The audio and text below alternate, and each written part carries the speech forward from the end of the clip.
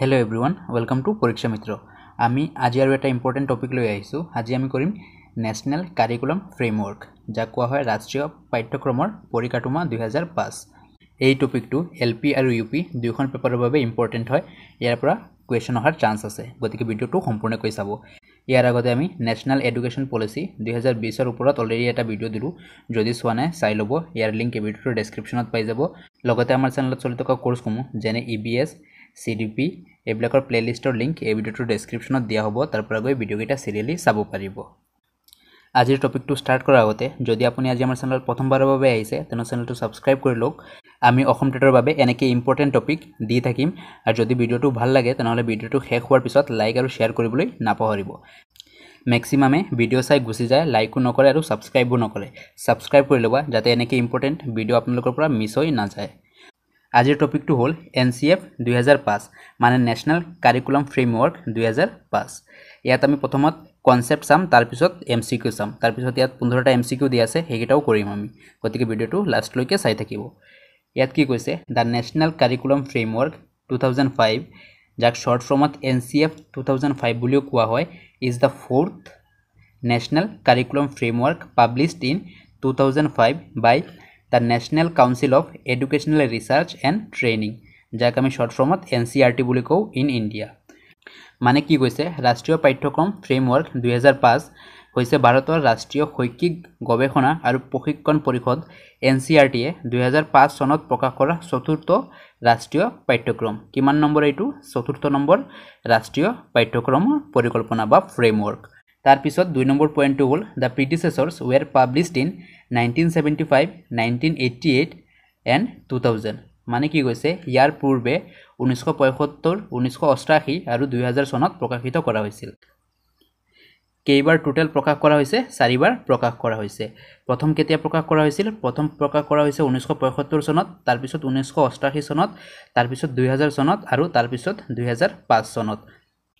তাৰপিছত আমি 3 নম্বৰ পইণ্টটো চাওঁ। The NCF has aimed at the bringing about reforms in the education system to bring about a curriculum that is learner centric, has a flexible process, teachers plays as a role of facilitator, supports and encourages learning, involves active participation of learners, develops multidisciplinary curriculum, focuses on education, multifarious continuous appraisal education system। মানে কি কৈছে, ইয়াত NCFে এটা শিক্ষাৰ পৰিৱৰ্তন আনিছে 2005 চনত, যিটো আছিল শিক্ষাৰ্থীকেন্দ্ৰিক পাঠ্যক্ৰম দিয়া, তাৰপিছত আছিল এক নমনীয় প্ৰক্ৰিয়া থকা, শিক্ষকে সহায়কৰ ভূমিকা পালন কৰা আৰু শিকাত সহায় কৰা আৰু তাক উৎসাহিত কৰা, শিক্ষাৰ্থীসকলৰ সক্ৰিয় অংশগ্ৰহণ অন্তৰ্ভুক্ত কৰে, বহুমুখী পাঠ্যক্ৰম বিকশিত কৰে আৰু শিকাৰ ওপৰত গুৰুত্ব দিয়ে। এই পইণ্টকেইটা মনত ৰাখিব। তাৰপিছত 4 নম্বৰ পইণ্টটো চাওঁ আমি। The NCF 2005 serves as a guidelines for syllabus, text books and teaching practices for the school in India. মানে কি কৈছে, NCF 2005এ ভাৰতত বিদ্যালয়সমূহৰ বাবে পাঠ্যক্ৰম, পাঠ্যপুথি আৰু শিক্ষাদানৰ পদ্ধতিৰ বাবে এক নিৰ্দেশনা হিচাপে কাম কৰে। তাৰ 5 নম্বৰ পইণ্টটো হ'ল the NCF 2005 has based its policies on previous government reports on education such as learning without burden, এই পইণ্টটো মনত ৰাখিব, learning without burden and national policy on education 1986। মানে কি কোৱা হৈছে ইয়াত, NCF 2005 যিটো আছিল সেইটো কিহৰ ওপৰত ভিত্তি কৰি বনোৱা হৈছে? সেইটো হ'ল বুজা নোহোৱাকৈ শিকা আৰু হ'ল ৰাষ্ট্ৰীয় শিক্ষানীতি 1986। আৰু আমি লাষ্ট পাৰ্ট এটা কৰিছিলোঁ শিক্ষানীতিৰ ওপৰত, আৰু 1986 শিক্ষানীতিটো কিমান নম্বৰ শিক্ষানীতি? এইটো হৈছে 2 নম্বৰ শিক্ষানীতি। তাৰ আগত এটা আহিছিল 1968ত, আৰু তাৰ পিছত ৰিচেণ্ট অহাটো হ'ল 3 নম্বৰ, যিটো আহিছিল 2020 চনত। যদি চোৱা নাই চাই ল'ব ভিডিঅ'টো। নেক্সট পইণ্টটো হ'ল NCF 2005 has been translated into 22 languages, মনত ৰাখিব 22 languages, and has influenced in the syllabus in 17 states। মানে কি কৈছে, NCF 2005 22টা ভাষালৈ অনুবাদ কৰা হৈছিল। কেইটা ভাষালৈ? মনত ৰাখিব, এই কুৱেশ্যনটো আহে। 22টা ভাষালৈ অনুবাদ কৰা হৈছিল আৰু 17খন ৰাজ্যৰ পাঠ্যক্ৰমত প্ৰভাৱিত কৰিছিল। কেইখন ৰাজ্যলৈ? 17খন। 7 নম্বৰ পইণ্টটো চাওঁ আমি the NCERT provided a grant of 10 lakh to all the states promote NCF in their local languages and to compare its current syllabus with the syllabus proposed so that the plan for future reforms could be made মানে কি কৈছে ইয়াত NCERT এ সকলো ৰাজ্যক তেওঁলোকৰ স্থানীয় ভাষাত NCF মানে নেশ্যনেল কাৰিকুলাম ফ্ৰেমৱৰ্কৰ প্ৰচাৰ কৰিবলৈ কিমান টকা দিছিল 10 লাখ টকাৰ অনুদান দিছিল যাতে ভৱিষ্যতত পুনৰ্গঠনৰ বাবে পৰিকল্পনা কৰিব পৰা যায় আৰু NCERT এ ৰাজ্যসমূহক কোনটো ভাষাত NCF পৰিকল্পনা কৰিবলৈ কৈছিল ৰাজ্যটোৰ নিজৰ ভাষাত আৰু কিমানখন ৰাজ্যত দিয়া হৈছিল 17খন ৰাজ্যত আৰু কেইটা ভাষালৈ অনুবাদ কৰা হৈছিল 22টা ভাষালৈ অনুবাদ কৰা হৈছিল next point hall point number 8 the exercise is being executed with the support of state councils for educational research and training যাক আমি শর্ট ফর্মত SCERT বুলি কওঁ and district institutes of education and training যাক ডায়েট বুলি কোৱা হয় কি কৈছে ইয়াত ৰাজ্যিক শিক্ষা গৱেষণা আৰু প্ৰশিক্ষণ পৰিষদ যাক SCERT বুলি কোৱা হয় আৰু জিলা শিক্ষা আৰু প্ৰশিক্ষণ প্ৰতিষ্ঠান যাক ডায়েট বুলি কোৱা হয় হিয়তৰ সহায়ত অনুশীলন সম্পাদনা কৰা হৈছিল কিহৰ অনুশীলন যেটো NCERT এ NCF 17খন ৰাজ্যলৈ পৰিকল্পনা কৰিবলৈ দিছিল এটো কিহৰ সহায়ত কৰা হৈছিল এটো SCERT আৰু ডায়েটৰ সহায়ত কৰা হৈছিল এই কথাটোৱে ইয়াত কোৱা হৈছে নেক্সট হল আমি চাম ইয়াত perspective of NCF 2005 মানে NCF 2005 ৰ কিছুমান দৃষ্টিভংগী পইণ্ট কেইটা চাও আমি teacher centric to learner centric কি কৈছে ইয়াত শিক্ষক কেন্দ্ৰিকৰ পৰা শিক্ষাৰ্থী কেন্দ্ৰিকলৈ মানে যেটো পাঠদান আছিল হেতু আগতে আছিল শিক্ষক কেন্দ্ৰিক হেতুৰ পৰা NCF ৰ সহায়ত এটো শিক্ষাৰ্থী কেন্দ্ৰিকলৈ পৰিৱৰ্তন কৰা হৈছে তাৰ পিছৰ পইণ্ট হল teachers guidance and monitoring to facilitator and agent of encouragement to the learning মানে কি কৈছে শিক্ষকৰ নিৰ্দেশনা আৰু নিৰীক্ষণৰ পৰা শিকাৰ বাবে সহায় আৰু উৎসাহত দিয়ালৈ পৰিণত কৰা হৈছে আগত কি আছিল নিৰ্দেশনা আৰু নিৰীক্ষণ তাৰ পিছত কি হলৈ পৰিৱৰ্তন কৰা হৈছে সহায় আৰু উৎসাহ দিয়ালৈ 3 নম্বৰ পইণ্টটো হল learning in the classroom to learning in a wide social context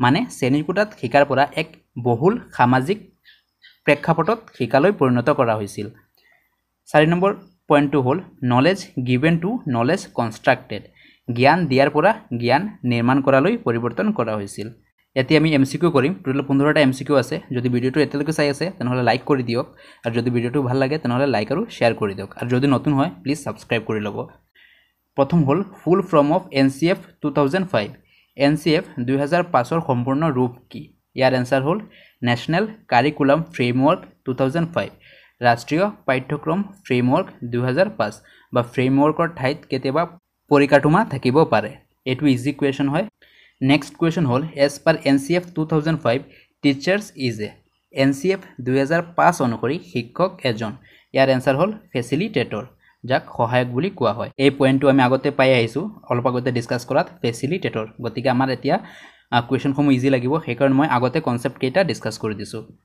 তাৰ পিছত হল NCF 2005 says that children do not fail they indicate the failure of the school NCF 2005 এ কয় যে শিশু বিফল নহয় তেওঁলোকে বিদ্যালয়ৰ বিফলতা খুচায় এই মতামতটো আপোনালোকে কেনেকৈ লব ইয়াৰ আনসাৰ হ'ব strongly agree দৃঢ়ভাৱে সন্মত next question hall NCF 2005 recommends that 25 to 40% of the questions should be on মানে কি কৈছে NCF 2005 এ পৰামৰ্শ দিয়ে যে 25 পৰা 40% প্ৰশ্ন থাকিব লাগে কেনে ধৰণৰ থাকিব লাগে সমু উত্তৰৰ প্ৰকাৰৰ থাকিব লাগে নে দীঘলীয়া উত্তৰৰ নে বস্তুনিষ্ঠ নহয় ইয়াত বিকল্প পদ্ধতি হ'ব তাৰ পিছত হল none of the above ইয়াৰ আনসাৰ হল সমু উত্তৰ প্ৰকাৰৰ কিমান পাৰ্চেন্ট থাকিব লাগে 25 পৰা 40% সমু উত্তৰৰ প্ৰকাৰৰ থাকিব লাগে next question hall the chairperson of the national steering committee of NCF 2005 was NCF 2005 ৰ